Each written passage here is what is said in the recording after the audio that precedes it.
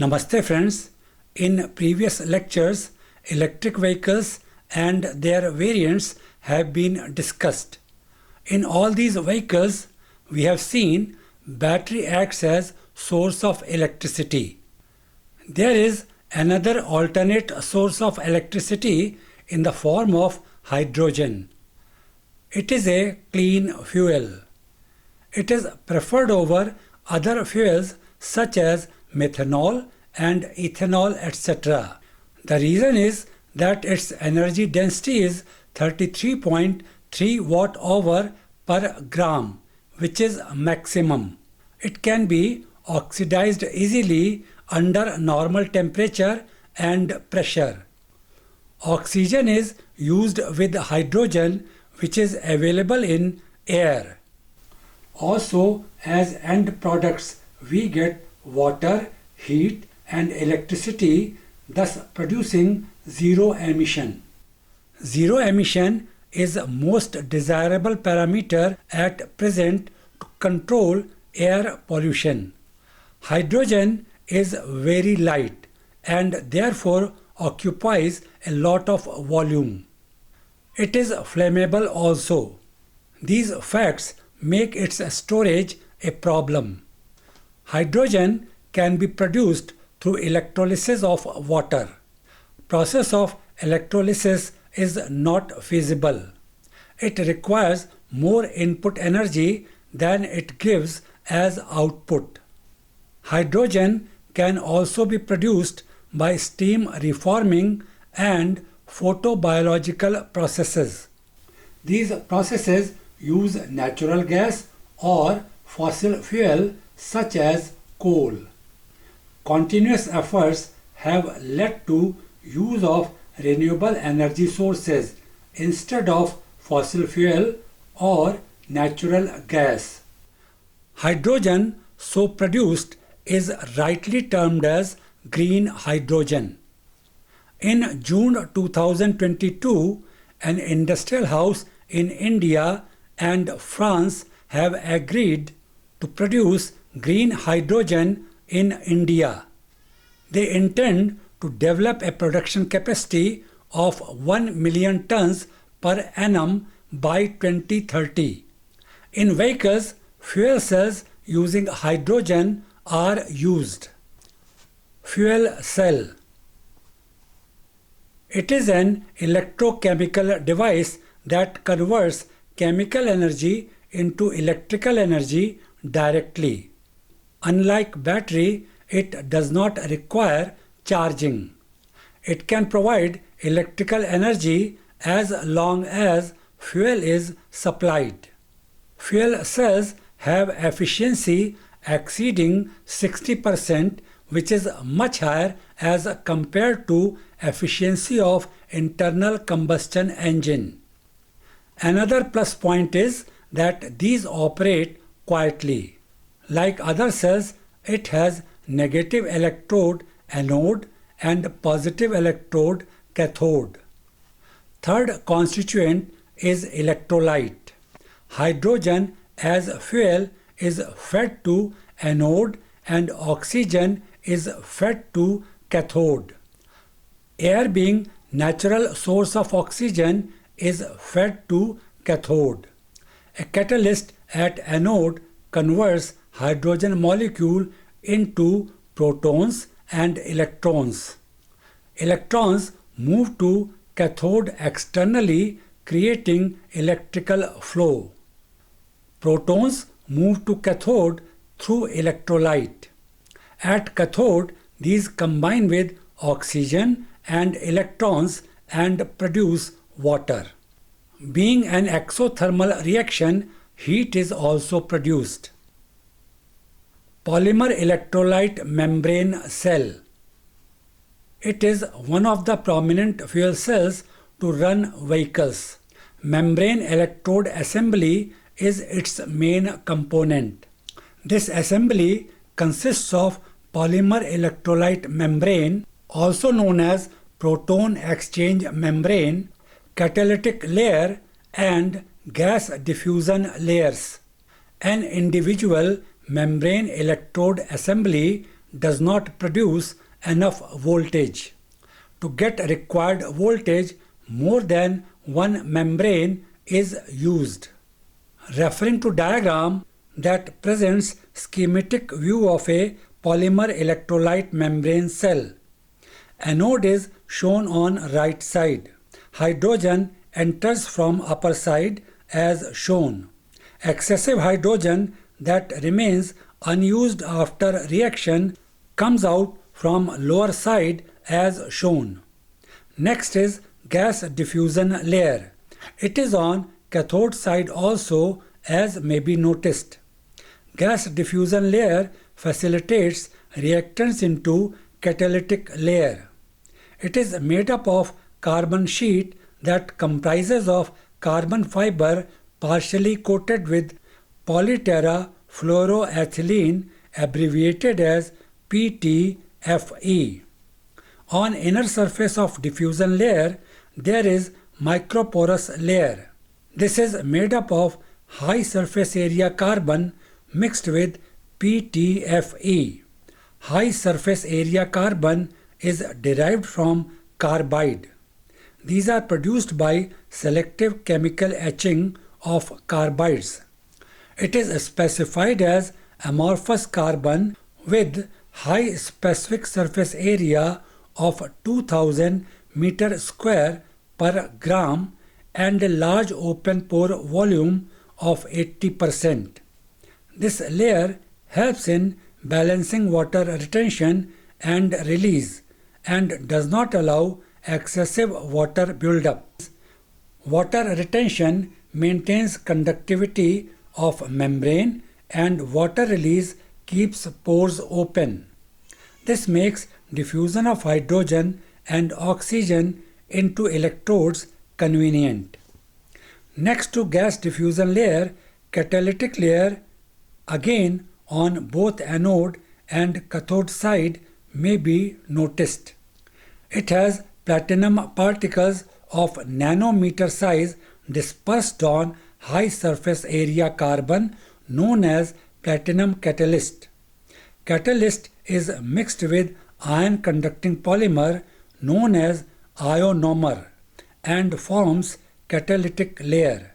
It is located between membrane and gas diffusion layer. On cathode side, it enables reduction of oxygen through reaction with protons generated at anode. Movement of protons through layers is made possible by ionomer and catalyst. Water is produced through this reaction. This may be seen as reaction at cathode in diagram.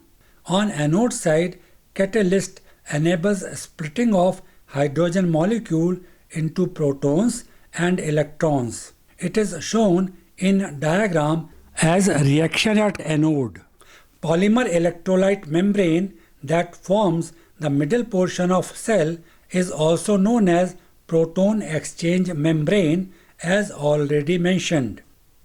It is a specially treated material that permits the flow of positively charged ions only and blocks electrons.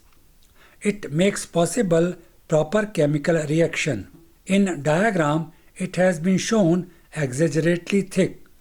Practically, its thickness may be even less than 20 microns. As already mentioned, a single membrane cell may not be able to produce enough voltage. Therefore, more than one membrane cells are required. Membrane cells are put together through two components, gasket and bipolar plates. Gasket. Gaskets are placed around edges of membrane electron assembly MEA. This provides a gas-tight seal. These gaskets are made of rubber-like polymer. Bipolar plates. These plates act as separators between neighboring cells. These are made up of composites which are good conductor of electricity. These also provide strength to stack of cells. Surface of these plates is provided with channels. These channels allow flow of gas over membrane electron assembly MEA. For circulation of coolant, additional channels are provided. Stacking of fuel cells. In fuel cells also, specific voltage is available like other cells. Surface area of electrodes determines current density. There is limitation to surface area.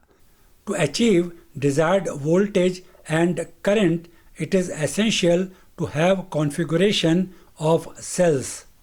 This configuration can be cells in series or cells in parallel. Combined series and parallel configuration is also possible. Here, a group of cells is connected in series. Then these groups are connected in parallel. Reactants and coolants flow within stack.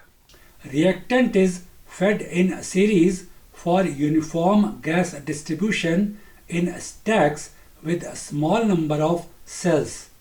Parallel reactant feed is given to stacks with large number of cells.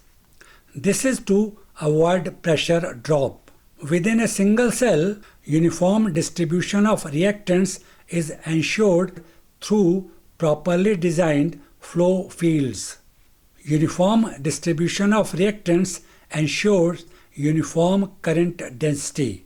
Uniform dissipation of heat and water through cells is also ensured through properly designed flow fields. Broadly, flow field designs can be serpentine, parallel, inter-digitated and mesh. Referring to diagram that presents different flow field designs. On upper left side, serpentine flow field design is shown. As may be noticed, flow path is continuous in this design. It is suitable for small as well as large membranes. It gives stable performance due to uniform distribution of reactant across flow channel. It also provides effective temperature distribution. It is disadvantageous as it offers high resistance to fluid flow due to long narrow channel and short bends. There is high pressure drop and depletion of reactants. This demands adequate amount of gas. It can be controlled to an extent by optimizing channel dimensions. When fuel cell operates for longer duration, accumulation of water occurs in cathode. This requires removal of water from channel. Serpentine flow field with tapered and asymmetric channels provide better mass transport and water removal that improves their performance. Alternatively, more than one serpentine channels of smaller lengths are provided. Smaller lengths of channel prevent large pressure drop and stagnation of water in cathode to an extent. Therefore, less power is required to remove stagnated water. Mirror serpentine flow fields are used in cells with large membrane. These have their independent flow fields and their own inlets and outlets. This provides reduced pressure drop, uniform distribution of reactants, and thus improved performance.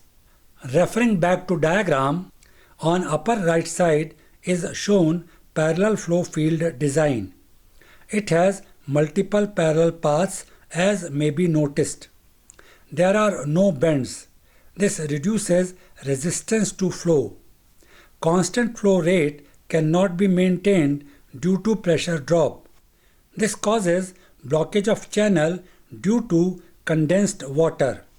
Blockage results in redistribution of flow in other channels and uneven distribution of gas due to varying amount of water in each channel.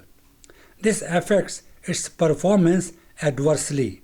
These flow designs have lowest overall performance. Next flow design on left lower side is Inter-Digitated Design. It is parallel to electrode surface. Channels may not be continuous from inlet to outlet. Flow channels have dead end. In this design, water is removed effectively. This prevents flooding and enhances the performance. This design has forced convection that helps in avoiding flooding and gas diffusion. This design performs better than other flow field designs. Next on lower right side is mesh type fluid flow design. This is a combination of two parallel channels at right angle. It allows flow in horizontal and vertical directions both. It has lower pressure drop as compared to serpentine flow field design. Low pressure drop is due to low flow resistance. It has uneven flow distribution and therefore stagnation occurs. This affects its performance adversely. As already mentioned, output from single cell is not enough. Therefore, a number of cells are used in series. This is termed as stacking of fuel cells. Number of cells in a stack depends upon requirement of voltage and current. Generally, two cells stacked together are provided with cooling plates at ends.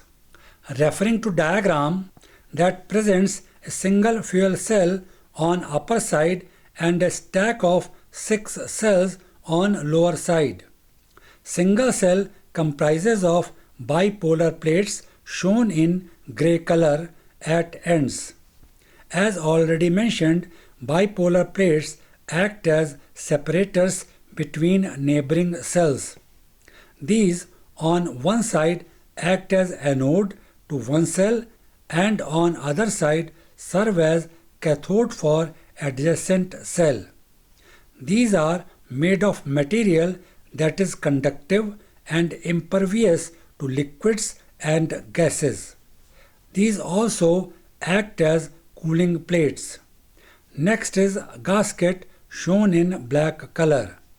Gaskets are 2 in number. These are located on both sides of membrane electron assembly MEA as shown. Gasket acts as a seal and prevents leakage of gas. Membrane electron assembly MEA, that is main component of cell, performs as already explained. It is shown as a rectangle in red color. 6 cells stacked together are shown on lower side. It may be noticed that it has cooling plates shown in blue color. Cells are stacked in pair with cooling plates in between. Therefore, in diagram, cooling plates are shown placed between second and third cell and between fourth and fifth cell. Their number may change depending upon cooling requirement. End plates, as name indicates, are located at ends. 2 end plates shown as hatched rectangle keep cells intact. Fuel cells are primarily used in cars, buses and heavy-duty vehicles. As already mentioned, hydrogen is used as fuel for these cells. Safety aspects. Use of hydrogen in vehicles with fuel cells is quite safe. Vehicles are fitted with pressure relief valve. It senses high temperature in case of fire. It releases gas quickly to atmosphere. Hydrogen gas is flammable at discharge point. Once released in atmosphere, its chances of catching fire are minimized. If it is ignited by external sources at discharge point, it will burn quickly. If leakage of fuel occurs or in case of impact, vehicle would shut down automatically. Supply of hydrogen is discontinued by system. Vehicle will not restart until supply of hydrogen is resumed. Vehicle can be shut down manually in case safety system fails. Smart cars. Like other smart appliances, smart cars are also available at present. Smart cars can provide parking assistance and prevent collision. It is achieved through different sensors. Different aspects of vehicle can be connected to your mobile phone. You can be intimated on phone about it left unlocked or open windows, doors or with the lights left on. Mobile app can monitor your driving through a trip and can tell you about your mistakes. It also has autonomous driving capabilities to some extent. Your car may remain connected to you through internet. This also brings forward some safety concerns. Like computers and mobile phones, virus can affect them. It requires regular software updates and may have connectivity issues. Though it may be difficult, but hackers could remotely tap internet-connected car and take its control. They can override previous commands given by actual owner and operate it remotely. It is as good as stealing a car. I conclude discussion here. With it, discussion on different topics related with electric vehicles also concludes. In next lecture, which would be last lecture of series, I would be winding up about automobile engineering. Thanks for watching.